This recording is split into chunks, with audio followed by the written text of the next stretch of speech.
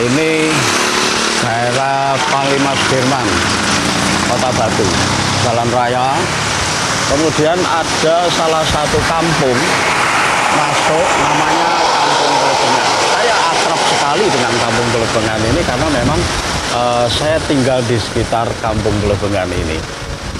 Banyak sekali potensi di Kampung Glebengan, juga banyak sekali cerita tentang Kampung Glebengan.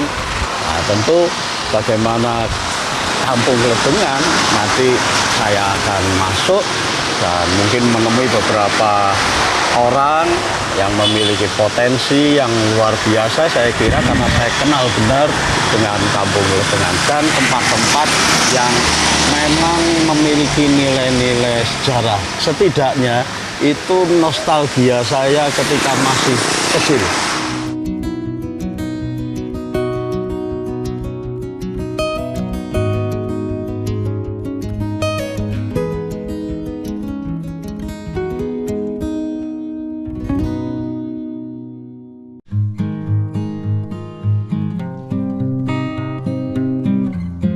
Nah ini salah satu warga Kampung Glebengan. Nah, saya kenal baik dengan beliau dan saya ingin tahu apa yang dilakukan oleh namanya Mas Agus.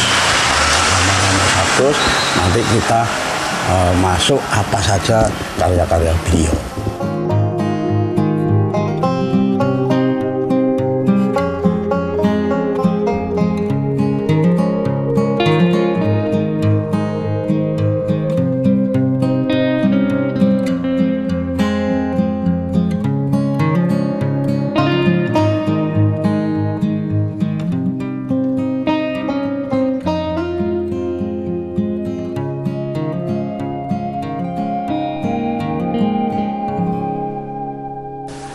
Iki aku ndelok di Hendrik ya ono sing ngene.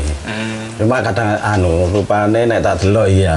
Dadi daur ulang kriya iki nek digarap seniman siji meneh. Oh, kudu seniman apa? Pelukis ya. Sing dikono ya seniman. Cuma siji ya iya. Aku nek delok siji. Artine iya, apa cerah, kecerahane, terus perpaduan warnane cerah ngono ya. Nek sing di kono rada dopi. Ya paling ceti, Mas. Ceti siji mungkin bahane. Oh, pengaruh ya ceti. Ya iso pengaruh, terus apa? Ketebalannya barang. Oh, ngene sampean gawe apa iki? Ceti apa? Aku nggawe cat tembok ya jane, Mas. Nek sing anu iki? Iya, kabeh iki nggawe cat tembok. Tapi lukisan sampean ya pakai. Pakai, Mas. Sampean pengalaman pameran wis ping pira, Mas? Aku luar kota mulai Malang, Surabaya, Jogja, Solo, Bali. Lukisan ini. Lukisan. Terus. Tapi kelompok. Gak tahu Tunggal kan tahu. Assalamualaikum. Waalaikumsalam warahmatullahi wabarakatuh. Ini salah satu potensi warga Glebengan sing kreatif. Wah, kreatif. Iki kan Mas nggih.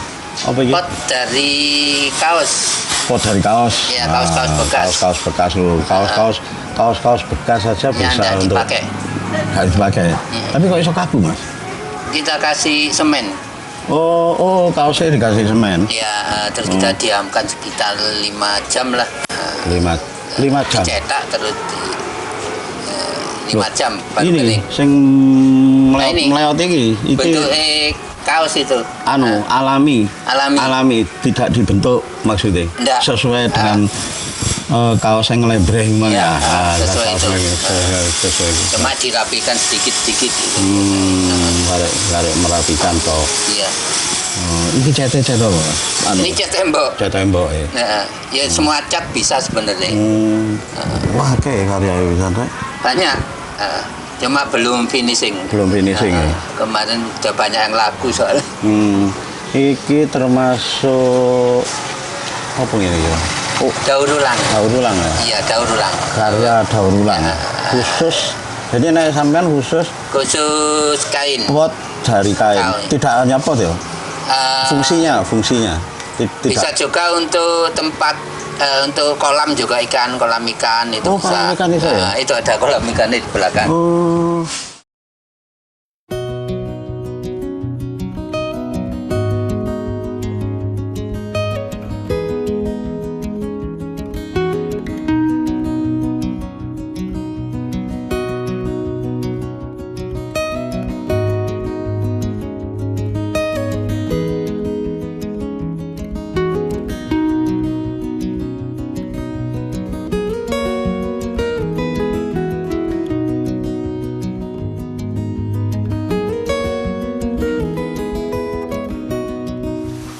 Nah, seperti tadi bahwa saya sebenarnya kepingin masuk di Kampung Klebengan itu karena memang banyak sekali cerita tentang Kampung Klebengan.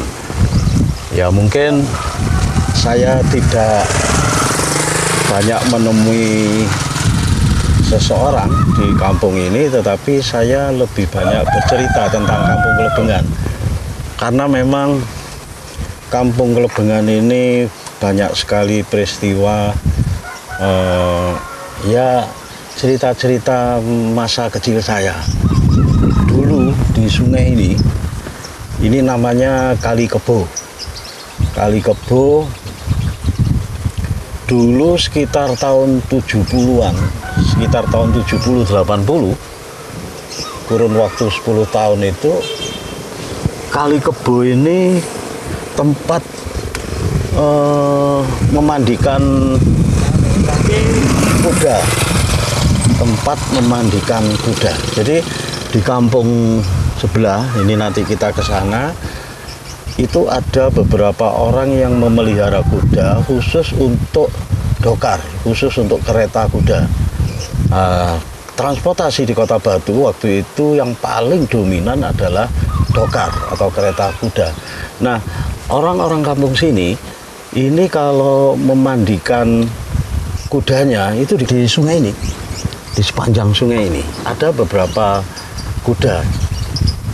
Nah, sayangnya pada era sekarang ini sungai ini sudah tidak bisa lagi untuk memandikan kuda. Pertama, karena sungainya sudah dangkal. Kedua, sungai ini sudah keruh. Banyak sekali warga yang MCK-nya justru masuk di sungai Kali Kebo ini. Nah, ini sayang sekali. Beberapa tahun yang lalu pernah warga sini membuat satu karamba yang dimasukkan di sungai. Tetapi lagi-lagi ikannya tidak bisa berkembang biak dengan baik, bahkan tidak bisa penggemukan itu, pembesaran tidak bisa. Mungkin karena airnya sudah tercemar, sudah banyak limbah yang datang dari desa sebelah karena lewatnya Sungai Kebo ini. Sekarang Sungai Kebo ini sudah tidak bisa difungsikan sebagai memandikan kuda. Bahkan dulu karena di sebelah ini adalah sawah, itu untuk mencuci hasil panenan seperti brongkol, gobis, seledri, nah, itu dicuci di sini dulu di Kali Kebo ini. Sekarang sudah tidak memungkinkan untuk dilakukan itu lagi karena memang airnya sudah keruh, dangkal, dan ya mungkin karena limbah, warnanya pun juga sudah tidak memungkinkan. Bahkan waktu saya masih kecil dulu, waktu SD itu berenang di sini masih bisa, karena kedalamannya itu satu dengkul, satu lutut ini. Tapi waktu itu saya satu pinggang waktu SD itu. Menyenangkan sekali, dan mudah-mudahan dari tahun ke tahun Kali Kebo ini tidak harus menjadi semakin rusak, tetapi ada satu kesadaran dari masyarakat untuk tidak selalu membuang sampah mungkin ya. sampah tidak terlalu banyak dibuang di sungai ini, akhirnya nanti lama-kelamaan bisa menjadi fungsi sungai seperti layaknya dulu. Nah, di sebelah sini, di sebelah sini itu ada yang namanya mata air. Orang menyebut dulu sampai sekarang pun orang menyebut Belik Cibuk. Saya dulu juga sering mandi di sana. Nanti kita lihat ke sana. Nah, ini sekarang sudah menjadi lalu lintas kendaraan. Dulu waktu zaman saya masih belum pavingan dan masih jalan setapak tanah. Kalau hujan licin. Sekarang dari kampung sini dan kampung sebelah barat itu sudah tembus jalannya dan sudah dipaving sehingga banyak hilir mudik sepeda motor yang lewat sini. Ini merupakan nostalgia bagi saya. Nanti saya akan menunjukkan satu areal di sini yang bersebelahan itu ada satu sawah, hamparan sawah yang luas yang sekarang sudah menjadi perkampungan. Nyaris sawahnya sudah tidak ada. Nah, nanti saya akan bercerita tentang sawah yang di sana yang sekarang sudah menjadi perkampungan.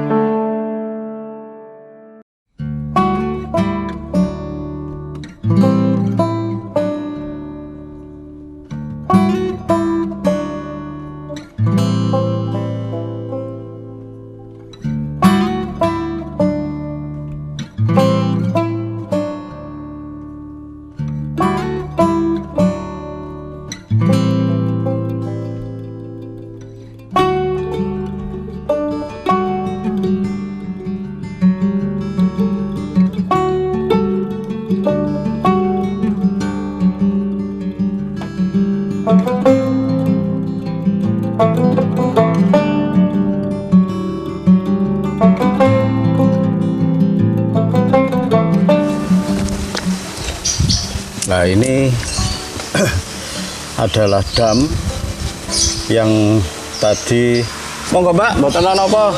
Liwat mawon. Nggih. Dam yang nggih monggo Mbak.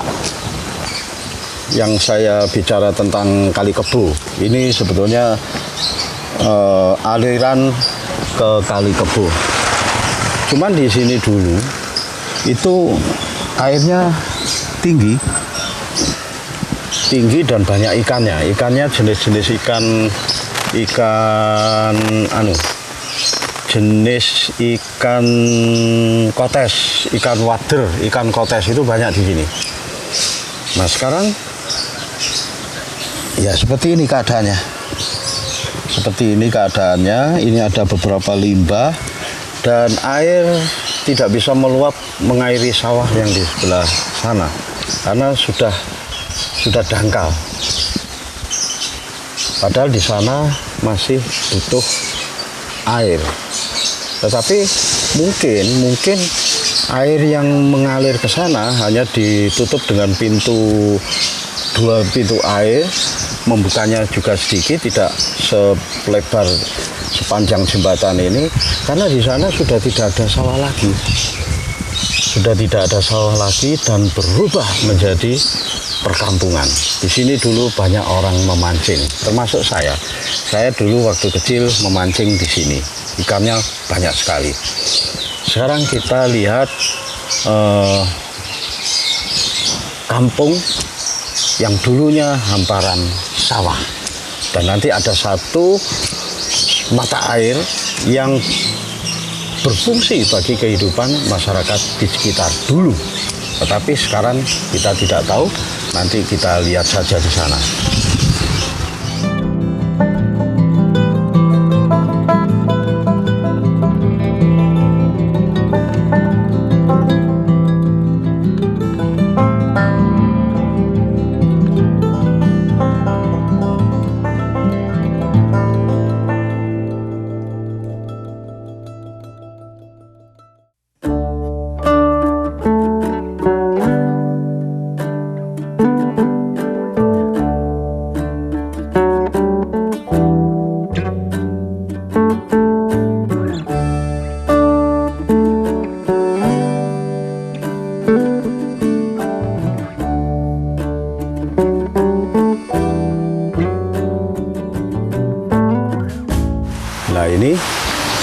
belakang saya dulu hamparan sawah seluas jauh mata memandang. Sekarang tinggal beberapa petak saja di belakang saya, selebihnya sudah tidak bisa melihat sawah lagi karena sudah ada bangunan kampung. Kampung ini dinamakan Kampung Damai. Mungkin dulu pada tahun 80-90 itu masih sawah, jauh mata memandang. Kemudian muncul beberapa rumah yang mungkin akhirnya dinamakan Kampung Damai karena memang kampung rumahnya sedikit dengan lingkungan sawah sehingga merasa damai. Dan mudah-mudahan walaupun sekarang sudah penuh dengan rumah, tetapi masih tetap damai sesuai dengan cita-cita penamaan kampung ini. Nah, ini dulu sawah sampai batas mata memandang. Nah, di sini dulu banyak stroberi, kemudian seledri, lombok, seluas sana, selada juga, selada air. Nah, ini sekarang sudah menjadi Kampung Damai. Kita lihat di sebelah ini ada mata air yang saya katakan awal tadi.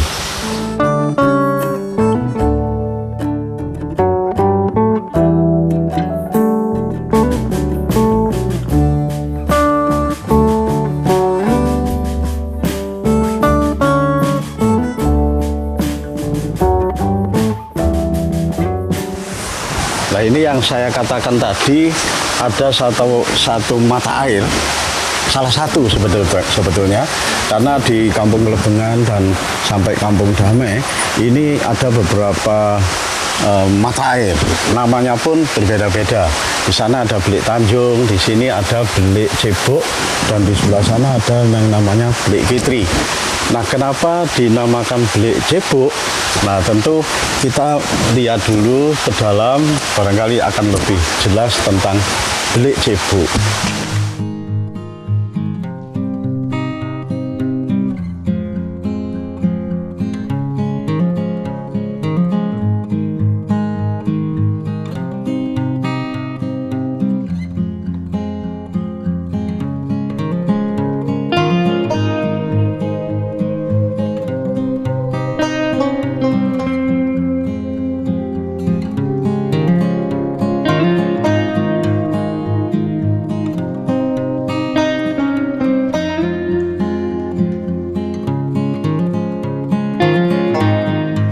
Nah, ini satu mata air yang dinamakan Belik Cebok.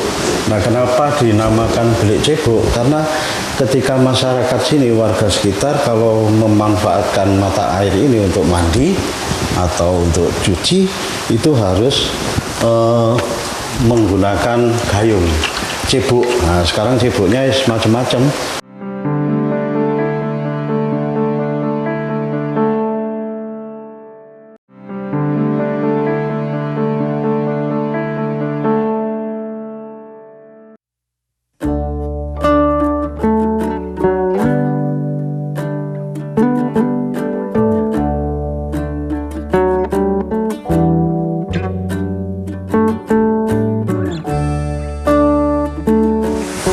Nah, ini yang saya katakan tadi, ada satu mata air, salah satu sebetulnya, karena di Kampung Lebengan dan sampai Kampung Damai ini ada beberapa mata air, namanya pun berbeda-beda.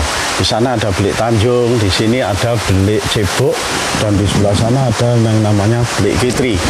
Nah, kenapa dinamakan Belik Cebok? Nah, tentu kita lihat dulu ke dalam, barangkali akan lebih jelas tentang Belik Cebok.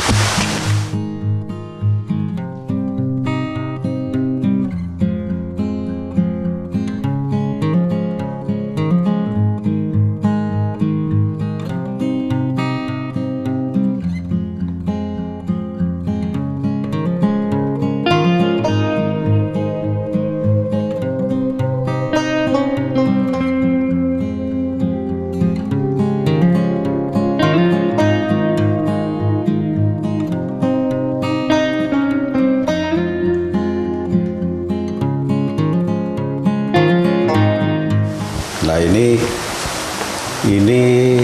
satu mata air yang dinamakan Belik Cebok. Nah, kenapa dinamakan Belik Cebok? Karena ketika masyarakat sini, warga sekitar, kalau memanfaatkan mata air ini untuk mandi atau untuk cuci, itu harus menggunakan gayung cebok. Nah, sekarang ceboknya macam-macam, dari kaleng cat. Nah, seperti ini. Nah, airnya jernih. Tapi kalau kita lihat seperti airnya keruh, karena memang ini dalam.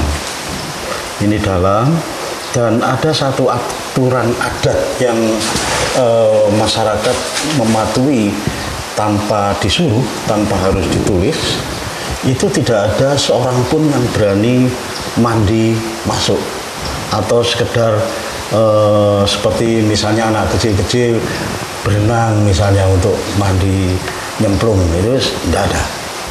Ini ada seperti aturan adat yang tidak tertulis, dan orang tidak berani melakukan hal semacam itu.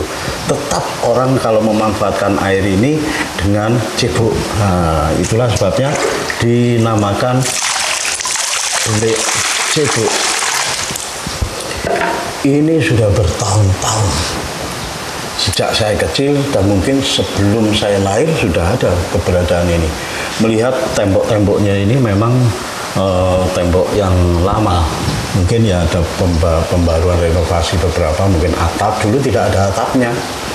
Jadi seperti ini, dan mata airnya kita tidak tahu di mana. Karena tidak kelihatan semburan-semburan mata air yang keluar dari dalam tanah.